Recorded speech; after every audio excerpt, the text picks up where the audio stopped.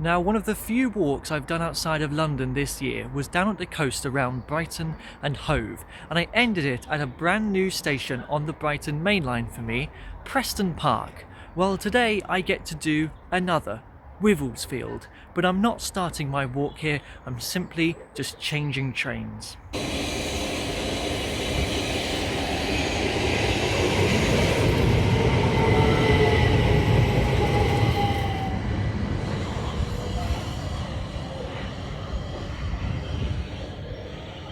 I've come one stop to Plumpton, which was the first new station I stopped at post-lockdown, which was almost 5 years ago now. So what I remember about Plumpton station is that from the train you can see a racecourse, and I've wanted to come back here ever since to come and have a look at this, and also to go for a walk on the South Downs, which are the hills that you can see in the distance. But I've just noticed on this footbridge here you can spot an old platform, so perhaps the station was resited at some point. Seems like this is one of the main entrances into Plumpton Racecourse. I can imagine how different it would be on a race day. So much more busier. No one's here right now. The gate was open, so I thought I'd come and have a closer look at the racecourse itself. I always try to include a visit to a racecourse if a place has one, so I guess this is another to add to the collection. I'm very surprised with how many cars are parked here. The car park is literally full. Why? There's no races on today or anything.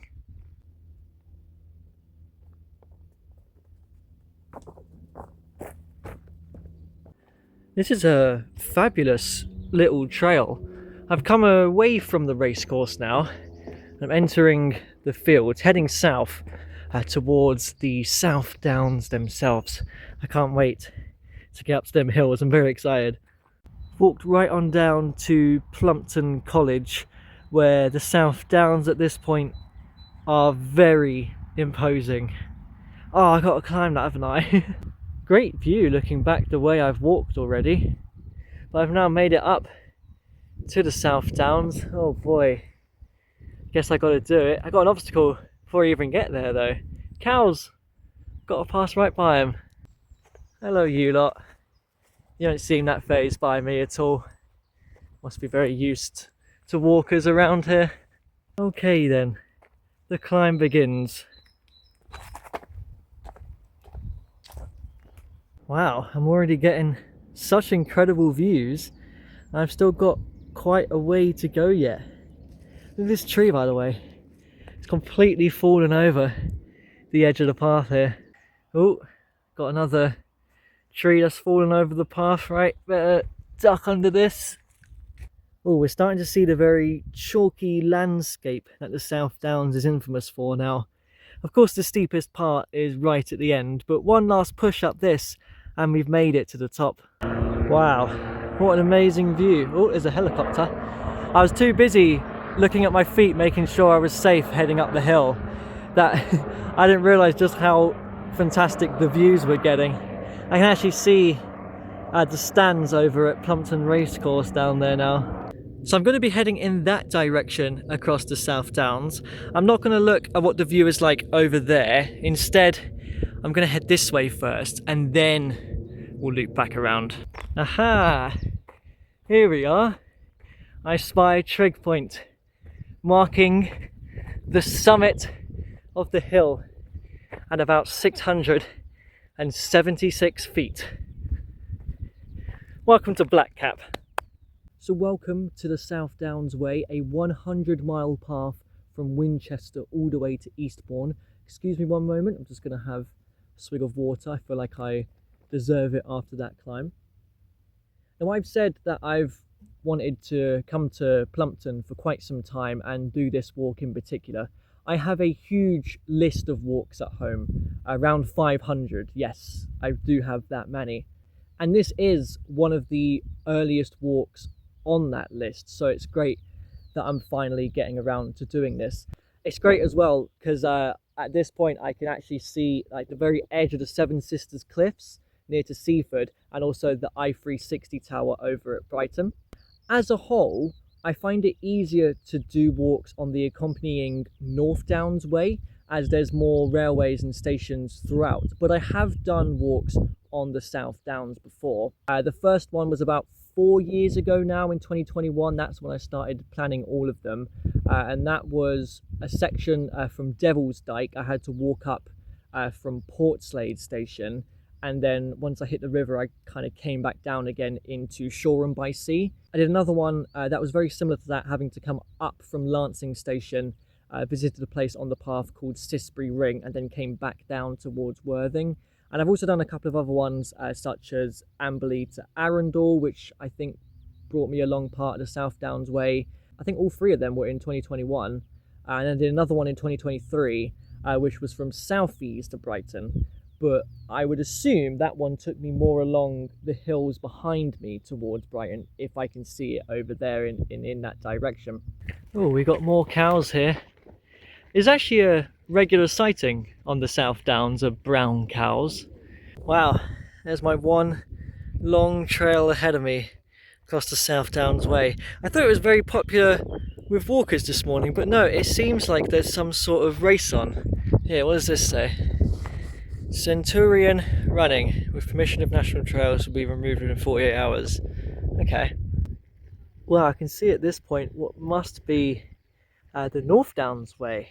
I don't know how well the camera is going to point out the ridge of land far in the distance. Oh, you know what? It could even be the Greensand Way, actually, which I almost did today instead. I just wanted like a high piece of land to do a walk across. Oh, I wonder what this is here. Must be like a war defence lookout post, maybe anti-aircraft battery or something. You know what, I think I've picked a really good day for this, because it's very hazy, but the sun is still out. But I'm not completely exposed to it, if you know what I mean. And we've not yet moved into the exceedingly high temperatures of which climbing in this heat would be unbearable.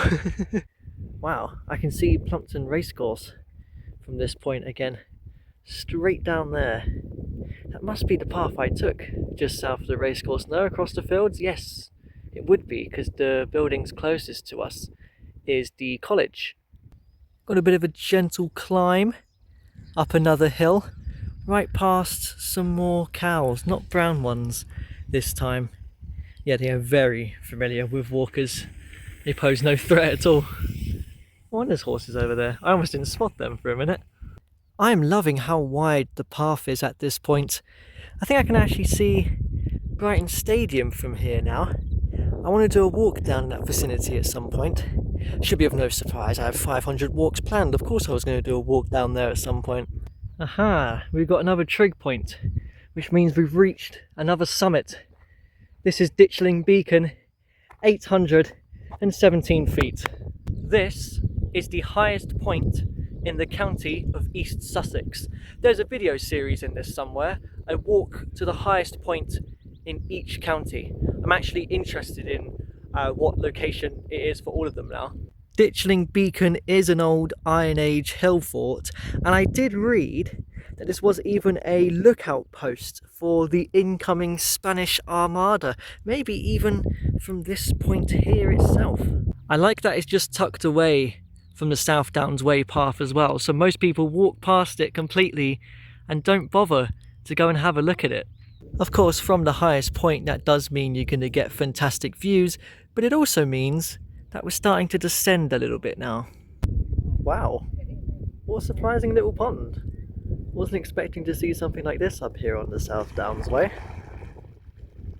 Now, from the highest point at Ditchling Beacon, I've not actually been in East Sussex for too long, as I'm about to cross the border into West Sussex.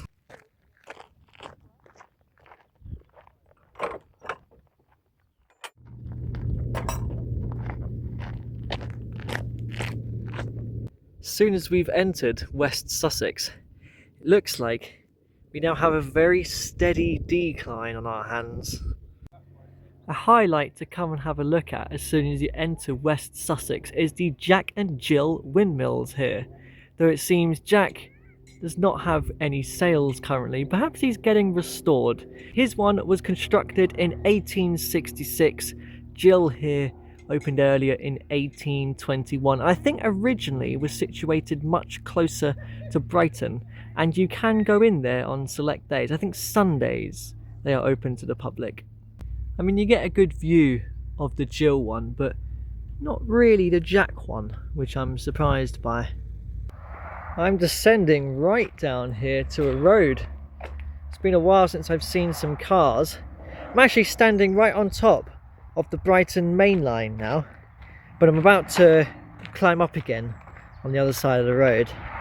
You know what? That's probably a ventilation shaft for the tunnel the trains are using.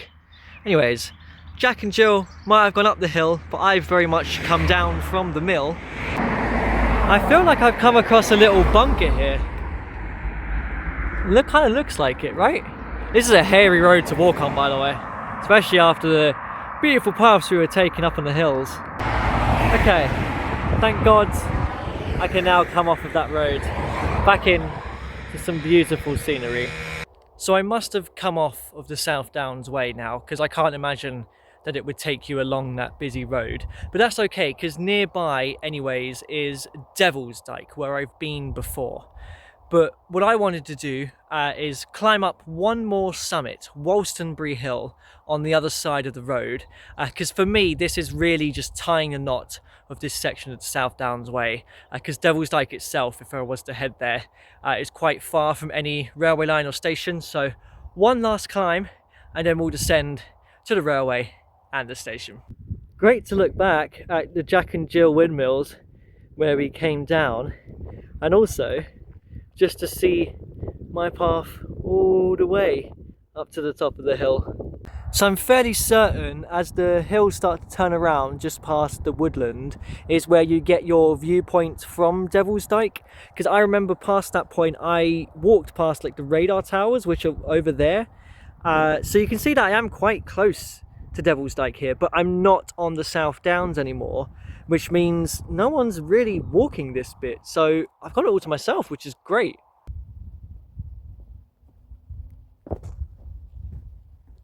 Well, hey, we got one final trig point. I don't know the height of this summit. Wolstonbury Hill is a tall one.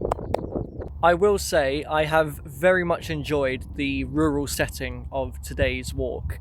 It gets to around February or March every year, and I start to think, okay, come on now, let's get the better weather, let's get more daylight hours so I can start to do some trips like this out of London. And now that I am getting to do them, I'm really enjoying them, and I'm just excited to get to do so many more throughout the summer months. So all that remains now really is to just start my descent down towards Hassocks. It's actually a very steep descent that I kind of just feel like running. I better not slip though.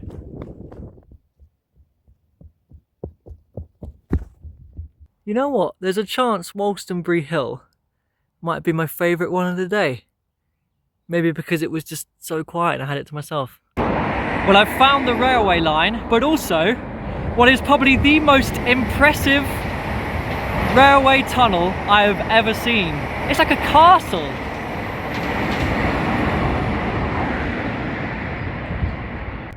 I've seen it from the corner of my eye before when I've passed through its speed on a train, and I knew that one day I would want to come and have a look at it properly. I'm glad I have. That... oh, why can't all railway tunnels look like that?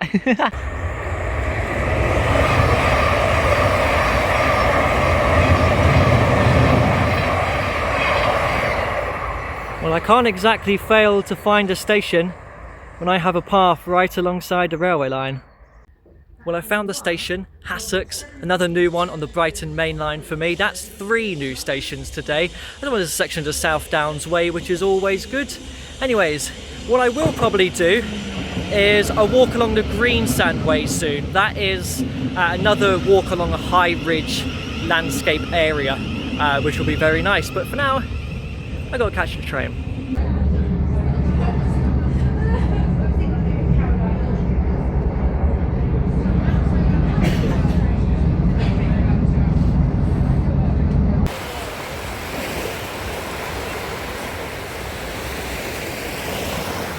Okay, so here's the thing.